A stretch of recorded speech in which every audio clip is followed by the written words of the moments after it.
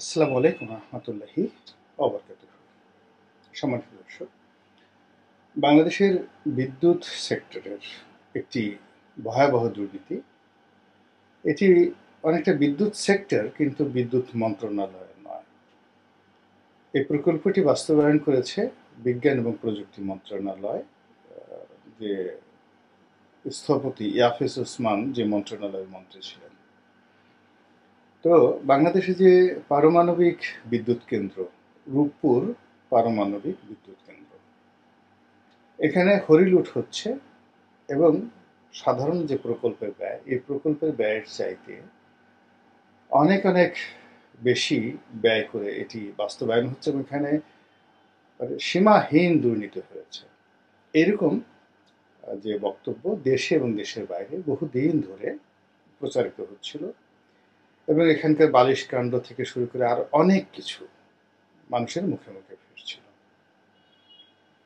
তো শেখ হাসিনার পতনের পর এবং পলায়নের পর মার্কিন যুক্তরাষ্ট্রের একটি নিউজ পোর্টাল তারা খবর প্রকাশ করেছে যে এখানে একেবারে চুক্তির প্রাথমিক অবস্থাতে $5 বিলিয়ন এখানে কমিশন হিসেবে শেখ হাসিনার পরিবার পেয়েছে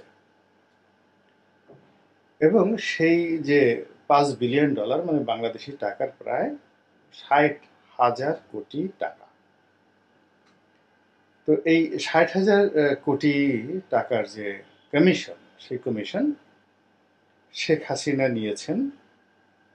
তারপর তার যে বোন শেখ রেহানা, তার কন্যা টিউলিপ সিদ্দিকী, যিনি বর্তমানে সংসদ সদস্য যুক্তরাজ্যের, গ্রেট ব্রিটেনের, এবং প্রতিমন্ত্রী বা উপমন্ত্রী পর্যায়ে তিনি এখন নিয়োজিত রয়েছেন ক্ষমতাসীন দলের লেবার পার্টির। এরপর জয়ের নামে এসেছে, পুতুলের নামে এসেছে। আবার আমি বলছি 60,000 কোটি টাকা, $5 বিলিয়ন। খবরটা এমন একটা সময় এসেছে যখন শেখ হাসিনা বাংলাদেশে নেই এবং আমরা বাংলাদেশের কোনো মানুষই একেবারে বাজ বিচার না করে যাই যার মতো করে হই হুল্লোড় করে শেখ হাসিনার 14 গোষ্ঠী উদ্ধার করে গালাগাল দিচ্ছি যে বাংলাদেশের একাই তিনি একটা প্রকল্প থেকে 60,000 কোটি টাকা তিনি কমিশন নিয়েছেন, পাচার করেছেন। এখন কতগুলো প্রশ্ন আসে এখানে, সেটা হলো রূপপুর পারমাণবিক বিদ্যুৎ কেন্দ্র, এই প্রকল্পের ব্যয় কত? আমরা যতটুকু জানি যে 1,00,000 কোটি টাকার মতো। এখন স্বাভাবিক প্রশ্ন যে 1,00,000 কোটি টাকার একটি প্রকল্প যদি হয়, সেখানে কেউ সর্বোচ্চ 10%, 15% বা 10% কমিশন খেতে পারে। 10,000 কোটি টাকা হতে পারে, কিন্তু এটা 60,000 কোটি টাকা কি করে হয়? এই গেল প্রথম প্রশ্ন। দ্বিতীয় প্রশ্ন হলো, পত্রিকাতে যেভাবে এসেছে মার্কিন প্রতিবেদনে, যে এই ডিলটি হয়েছে অ্যাজ এ কমিশন হিসাবে, অর্থাৎ এখানে রাশিয়ান যে রাষ্ট্রীয় সংস্থা, তারা বাংলাদেশের সঙ্গে চুক্তি করেছে এবং সেই সংস্থার পক্ষে এজেন্ট হিসেবে শেখ হাসিনার যে বোনের কন্যা টিউলিপ সিদ্দিকী, তিনি বা তার কোম্পানি বা তার প্রভাবযুক্ত কোম্পানি, তারা এই কমিশনটি সেখান থেকে নিয়েছে। এটিকে ঘুষ বলেন আর কমিশন বলেন। এবং এই ব্যবসার সঙ্গে পুরো এই শেখ পরিবারের, মানে বঙ্গবন্ধু পরিবারের, যাদেরকে অফিসিয়ালি ডিক্লেয়ার করা হয়, অর্থাৎ শেখ হাসিনা, শেখ রেহানা, তাদের সন্তান সন্ততিরা জড়িত। খবরটা এসেছে মার্কিন যুক্তরাষ্ট্রের একটি পত্রিকা থেকে, আর খবরটি হলো শেখ হাসিনার বিরুদ্ধে, একই সঙ্গে মিস্টার ভ্লাদিমির পুতিনের বিরুদ্ধে এবং তার সরকারের বিরুদ্ধে। কারণ হলো এটি হয়েছে গভর্নমেন্ট টু গভর্নমেন্ট, সরকার থেকে সরকারের সঙ্গে এই চুক্তিটি হয়েছে। কাজেই রাশিয়ান সরকার শেখ হাসিনার সরকারকে নয়, ব্যক্তি শেখ হাসিনাকে এবং তার পরিবারকে 60,000 কোটি টাকা ঘুষ দিয়েছেন। এখন এই ঘুষটি কি একসঙ্গে দিয়েছেন, না পার্ট পার্ট দিয়েছেন, এটি একটা প্রশ্নের কারণ হলো এখনো পর্যন্ত রূপপুর পারমাণবিক বিদ্যুৎ কেন্দ্রটির আংশিক কাজ বাকি আছে। এখনো পর্যন্ত যে কাজ আছে আরো 20 থেকে 25,000 কোটি টাকার বা 30,000 কোটি টাকার কাজ আনুমানিক বাকি আছে পুরো প্রকল্পটি চালু করার জন্য। তো সেখানে যদি ধরুন 1,00,000 কোটি টাকার প্রকল্প ব্যয় হয়, তাহলে এ যাবৎকালে কাগজে কলমে দেখানো হয়েছে 60 থেকে 70,000 কোটি টাকার কাজ, এখনো 30,000 কোটি টাকার কাজ বাকি আছে। তাহলে শেখ হাসিনার পরিবার যে 60,000 কোটি টাকা ঘুষ খেয়েছেন, সেই ঘুষটি একসঙ্গে 60,000 কোটি টাকা যদি রাশিয়া দিয়ে থাকেন তাকে, তাহলে এখানে টাকা কিভাবে খরচ হয়েছে বা বাংলাদেশ সরকার এখানে কত কিছু দিয়েছে, এই জিনিসগুলো আমার কাছে মিলছে না। 2 নম্বর প্রশ্ন হলো যে আমেরিকার এখানে বাংলাদেশে সবসময় একটা বিরাট স্বার্থ থাকে। বঙ্গবন্ধুর হত্যাকাণ্ড থেকে শুরু করে বাংলাদেশের অনেক ঘটনার সঙ্গে আমেরিকা জড়িত, এবং এখন যে ক্ষমতার পালা বদল, যদিও আমেরিকা এই দামি নির্বাচনের আগে সর্বোচ্চ চেষ্টা করেছিল একটি নির্বাচন অনুষ্ঠানের জন্য এবং সেই নির্বাচনে বিএনপিকে আনার জন্য। তারা কি চেষ্টা করেছিল কি করেছিল না এখনো পর্যন্ত আমরা বুঝতে পারছি না।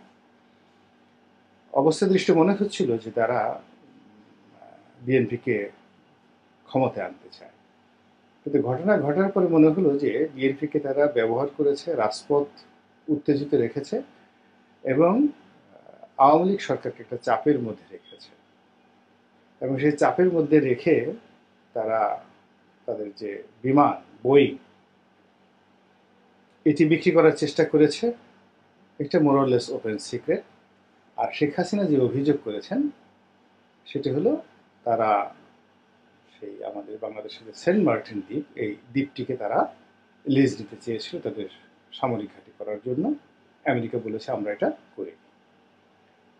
আর যেটি বাস্তবতা সেটি হলো সরকার একেবারে শেষের দিকে ভয় পেয়ে গিয়ে আমেরিকা ম্যানেজ করার জন্য তারা সেই যাকে বলা হয় গভীর সমুদ্রে যে তেল গ্যাস অনুসন্ধানের যে দায়িত্বটি, এটা বিশাল একটা কাজ। এটি আমেরিকার যে কোম্পানি একজন মোবিল, এই কোম্পানিকে দেওয়ার জন্য নীতিগত রাশিয়ার যে ওয়ার যুদ্ধ, যেটি ইউক্রেনের ভয়াবহ পরিণতি ডেকে নিয়ে এসেছে, ঠিক সেরকম একটা পরিবেশ এবং পরিস্থিতি বাংলাদেশে তৈরি হয়ে গিয়েছে। এর কারণ হলো সরাসরি শেখ হাসিনাকে আঘাত করে মূলত রাশিয়াকে বাংলাদেশের ব্যাপারে নাক গলাতে বাধ্য করা হচ্ছে, এবং এখানে অনেকগুলো বিপত্তি রয়েছে। নতুন সরকার সেটা কিভাবে হ্যান্ডেল করবেন সেটা তাদের ব্যাপার। প্রথম যে বিপদ সেটি হলো পুরো প্রকল্পটি পরিচালনার দায়িত্ব রাশিয়ান সরকারের, এবং এটি রাশিয়ার অর্থে প্রায় 90,000 কোটি টাকা রাশিয়ার বিনিয়োগ রয়েছে, বাকি টাকা সরকার দেবে। তো 90,000 কোটি টাকা যদি রাশিয়ার বিনিয়োগ থাকে এবং এটি ঋণ পরিশোধ করতে হবে এবং এই প্রকল্পের বাকি কাজগুলো করতে হবে। আর এই প্রকল্পে যে সকল টেকনিক্যাল সাপোর্ট, 100% টেকনিক্যাল সাপোর্ট রাশিয়ার, এবং আপনি জানেন যে এখানে ইউরেনিয়াম যে জ্বালানি হিসেবে ব্যবহৃত হবে, যেটি দিয়ে পারমাণবিক বোমা তৈরি হয়। তো এই রাশিয়ার যে প্রযুক্তি, এটি কোনো অবস্থাতেই রাশিয়া চাইবে না আমেরিকার কাছে চলে যাবে। তারা এখান থেকে এই প্রকল্প বন্ধ করে চলে যাবে, অথবা এই প্রকল্প বাস্তবায়ন করার জন্য তারা এখানে শক্তি প্রয়োগ করবে, অথবা এই প্রকল্পে তারা যে বিনিয়োগ করেছে সেই বিনিয়োগের অর্থ বাংলাদেশ থেকে সুদে আসলে ফেরত নেওয়ার জন্য চাপ প্রয়োগ করবে।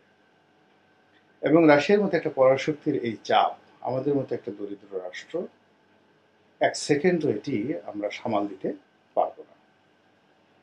তো এখন যে প্রচার চালাচ্ছে, প্রোপাগান্ডা চালানো হচ্ছে, এটির পরিণতি আগামী দিনে ভয়াবহ হবে।